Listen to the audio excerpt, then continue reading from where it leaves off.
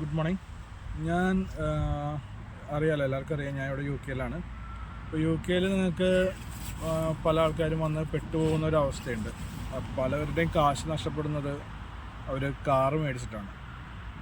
Car ഇവിടെ പല റേറ്റിന് നമുക്ക് കാറ് മേടിക്കാൻ കിട്ടും. നമുക്കിപ്പോൾ ഒരു 500 പൗണ്ടിന് കാറ് മേടിക്കാൻ കിട്ടും, 1000 പൗണ്ടിന് കിട്ടും, 1500, 2000, 3000.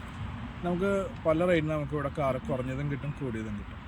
പക്ഷെ നിങ്ങൾ ആദ്യം ഏത് കാർ എടുക്കുന്നു എന്നുള്ളതിനെക്കാട്ടി ഉപരി നിങ്ങളത് നോക്കേണ്ടത് അതിൻ്റെ MOT സ്റ്റാറ്റസ് നോക്കുക.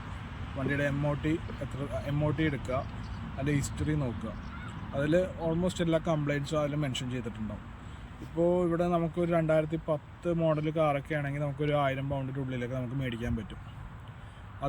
അതേസമയം ഇവിടെ അതിന് മുകളിലേക്കുള്ളതാണെങ്കിൽ 2000 ആ റേഞ്ചിൽ നമുക്ക് കാർ മേടിക്കാൻ പറ്റും. കാറിൻ്റെ വിലയല്ല കാര്യം, നമുക്ക് പഴക്കം തോറും കാറിൻ്റെ വില കുറഞ്ഞുകൊണ്ടിരിക്കും. അത് നമ്മുടെ നാട്ടിലെ പോലെ തന്നെ.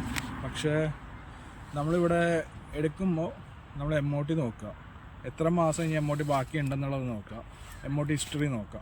പിന്നെ ഇവിടുത്തെ മെയിൻ കാര്യം, മിക്ക വണ്ടികൾക്കും വരുന്നത് എൻജിൻ ഓയിൽ ലീക്ക് വരുന്നുണ്ട്. ഈ ഓയിൽ ലീക്ക് വരുന്നത് വളരെ ബുദ്ധിമുട്ടുള്ളൊരു കാര്യമാണ്. നമുക്കത് റിപ്പയർ ചെയ്യണം എന്നുണ്ടെങ്കിൽ തന്നെ ഈ കാറിനെക്കാട്ടി ഇരട്ടി കാശ് നമ്മൾ അതിനു വേണ്ടി മുടക്കേണ്ടി വരും.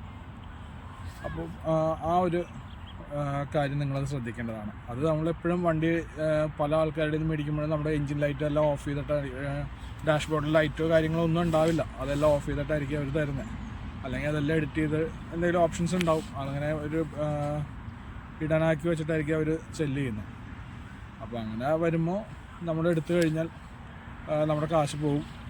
പിന്നെ ആ കാറ് നമ്മൾ വിൽക്കാൻ പോയി കഴിഞ്ഞാൽ ആ കാറിൻ്റെ വില കേട്ട നമ്മുടെ ചങ്കടിക്കും. കാര്യം എന്ന് വെച്ചാൽ നമുക്ക് കിട്ടുന്നത് നമ്മളൊരു 1000-1500 പൗണ്ടിലായിരിക്കും ആ കാറ് മേടിക്കുന്നത്.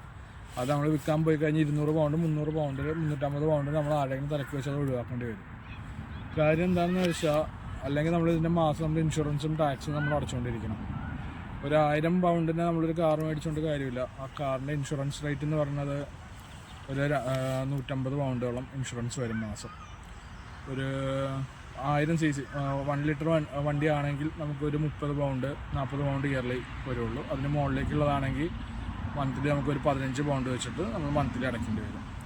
ഇതാണ് നിങ്ങൾ കാർ മേടിക്കുമ്പോൾ മെയിൻ ചെക്ക് ചെയ്യേണ്ട കാര്യങ്ങൾ. പിന്നെ നിങ്ങൾക്ക് ഇൻഷുറൻസിൻ്റെ അഡ്മിറലിൻ്റെ ഇൻഷുറൻസാണ് ഇവിടെ മിക്കവരും എടുക്കുന്നത്. അത് നിങ്ങൾക്ക് അവരുടെ സൈറ്റിൽ കയറി കഴിഞ്ഞാൽ നിങ്ങൾക്ക് ഇൻഷുറൻസ് കോട്ട് എടുക്കാൻ പറ്റും. ഇത്രയേ ഉള്ളൂ ഈ ഒരു ചെറിയ വീഡിയോ. Thank you.